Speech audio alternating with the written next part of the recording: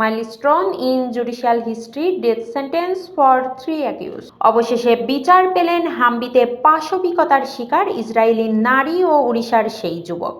কর্ণাটকের একটি আদালতে গত বছর ঘটে যাওয়া ভয়ঙ্কর গণধর্ষণ ও হত্যার দায়ে 3 ভারতীয় নাগরিককে মৃত্যুদণ্ড প্রদান করেছে। আদালতের এই রায় যেন এক হুঙ্কার, অপরাধী যেই হোক রেহাই নেই। ঘটনার প্রেক্ষাপট: ভয়ঙ্কর সেই রাত।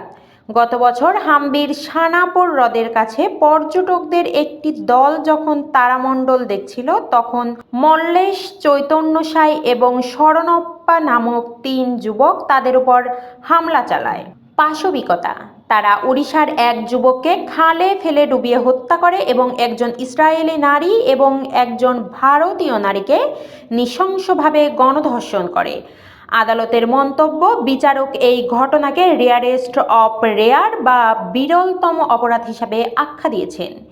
এই রায় কেবল অপরাধীদের সাজা নয়, বরং পর্যটকদের নিরাপত্তা এবং বিচার ব্যবস্থার প্রতি মানুষের আস্থা ফেরানোর একটি বড় পদক্ষেপ। সমাজে এমন দৃষ্টান্তমূলক শাস্তি কি নারী নিরাপত্তা আরও জোরদার করবে?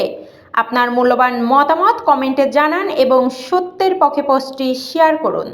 মিরাতুজ্জাহান মিলি, ডেস্ক রিপোর্ট, নবরূপ টিভি।